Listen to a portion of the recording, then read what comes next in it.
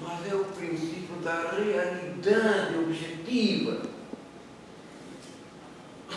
E todos eles, Hegel inclusive, eram cristãos. Hegel era também teólogo, luterano. Então ele conhecia muito bem a Bíblia. Essa ideia dele é tirada do primeiro capítulo de São João, do Evangelho de São João.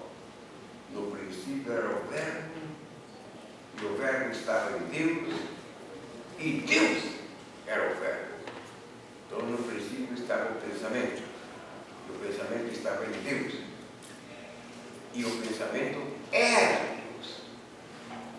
Naturalmente, Hegel, como filósofo, ele trabalhou esta visão de João em todo o capítulo 1 de uma maneira filosófica, senão seria uma bobagem teológica colossal. Ele teria dito, mas ele fala como filósofo. Então, como filósofo, ele diz o seguinte: o Espírito, não é preciso dizer que é Deus, mas o Espírito,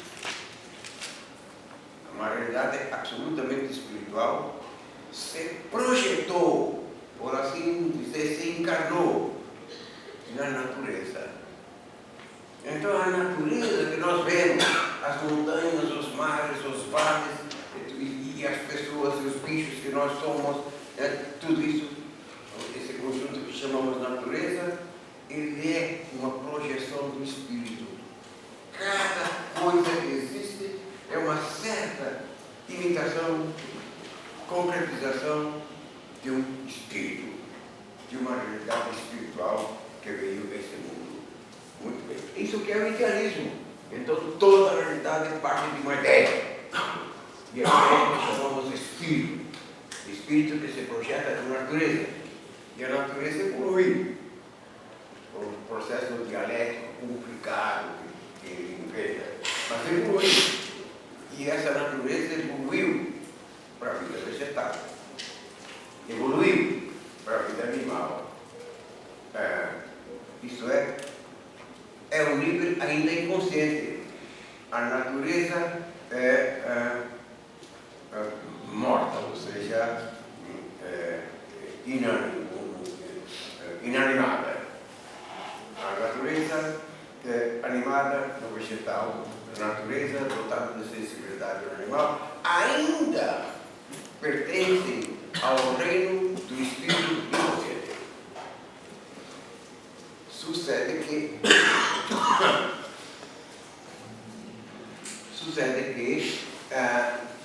a consciência explodiu no ser humano. A natureza se torna consciente conosco. Se torna consciente. O espírito inconsciente, então, anterior, toma consciência do ser humano. E o conhecemos como razão, como inteligência, como história. Com a explosão da inteligência no mundo, começou a história. Ou seja, a história modifica o mundo. Nós construímos essa parafernália que chamamos Rio de Janeiro. E grande parte das nossas crianças aqui não sabem o que é o mundo, não sabem o que é a natureza. Os gatinhos para eles são de pelúcia, coisas semelhantes, ou figuras da internet, claro, e não visitaram no zoológico, mas esporadicamente em contato com a natureza pura. Então, com o ser humano começa a história da natureza e do ser humano, naturalmente. E assim, a história das civilizações são histórias de encarnação do Espírito.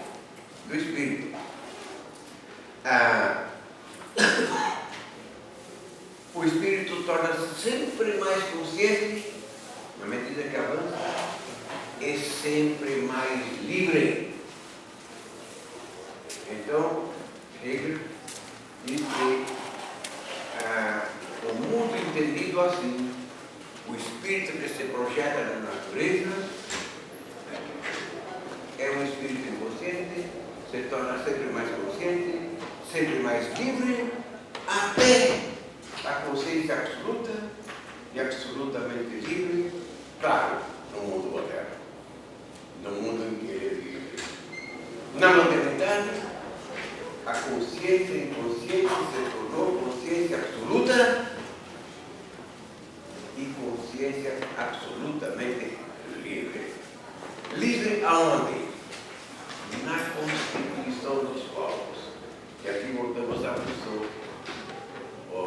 A sociedade moderna é aquela que obedece só à lei que ela se deu no contrato social. E a fenomenologia do espírito, estou me referindo a essa obra, a fenomenologia do espírito. Então, ele diz que a constituição de um povo, nossa, do povo brasileiro, representa o espírito, a alma encarnada deste povo num determinado tempo, 1988. O espírito que nós tínhamos naquele tempo, ele é representado na Constituição. Ela é algo de divino, bíblico, ou seja, ela traduz, encarna a consciência de uma população. Não é? O espírito é uma invenção.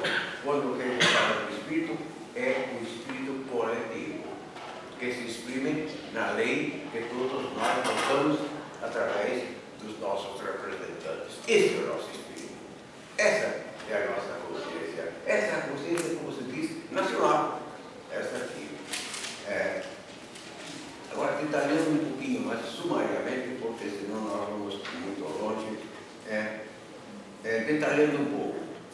O espírito, ele apareceu na Grécia, sob forma de metafísica. E foi um grande aparecimento. Caramba, os pais da metafísica e da política são ainda eles hoje. Claro, não mais na forma que eles fizeram. A política de Aristóteles era uma política por uma aldeia. Imagina hoje uma política para uma nação do tamanho da nossa, ou uma delegação para o mundo. Impensável para ele. Apareceu então na forma da metafísica, da filosofia, e havia liberdade também para poucos. A consciência era livre para poucos. Os pensadores, sobretudo, eram livres, alguns políticos, o resto era uma multidão de escravos. Então o espírito ainda era livre. Em Roma, o espírito se encarnou, assumiu a forma da lei.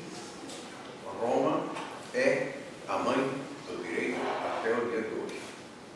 Todos os advogados estudam até um pouquinho de latim, porque as grandes origens do direito é o direito romano. Também ali, a liberdade, então, que existia em Roma, era para um número maior do que na Grécia. Enfim, Roma tinha o tamanho do mundo. Existia pessoas livres. Porém, ainda, a liberdade do espírito era pequena. Era o mundo de escravos. Então, ele tem que progredir mais para se tornar mais consciente e mais livre. E o espírito alcança o supremo nível de consciência de si no cristianismo. Então, eu me referi ao de João, que possivelmente se inspirou ele, que o espírito se fez carne. Diz literalmente o texto de João. O espírito se fez carne. E, na visão cristã, o espírito se fez carne numa pessoa, nessa figura que nós chamamos Jesus de Nazaré. Este é o espírito encarnado. Ele, e seus ensinamentos, tá bom?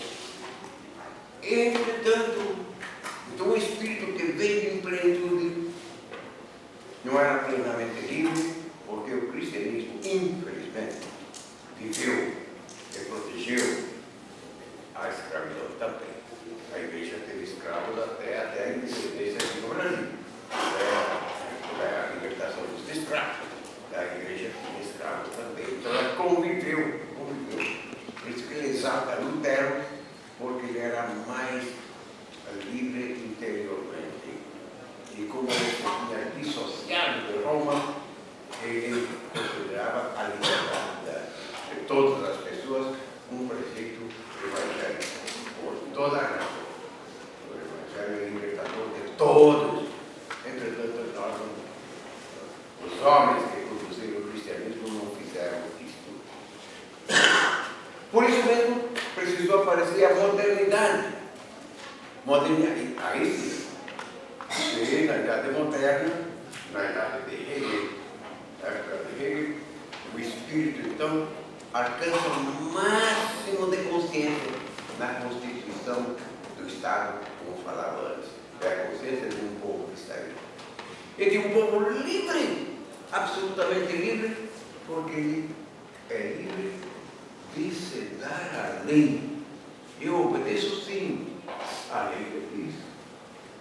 Não é nem a lei de Deus, nem a lei do sábio, nem a lei do filósofo, não, aquela que eu tenho com todos os outros, a qualidade de Deus.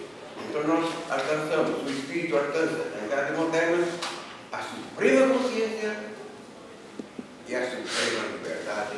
É isso que seria uma espécie de fim de mundo, no sentido que daí para frente, da fenomenologia do Espírito de Hegel para frente, não apareceriam novas formas de convivência humana. Nós teríamos formas desta aqui, a consciência popular plena, numa liberdade plena. Estamos longuíssimos de fazer isso em qualquer parte do mundo. É pura imaginação. Mas assim seria então a radicalização daquele início cartesiano, o lugar da filosofia e a consciência humana, que evoluiu para a consciência moral kantiana, que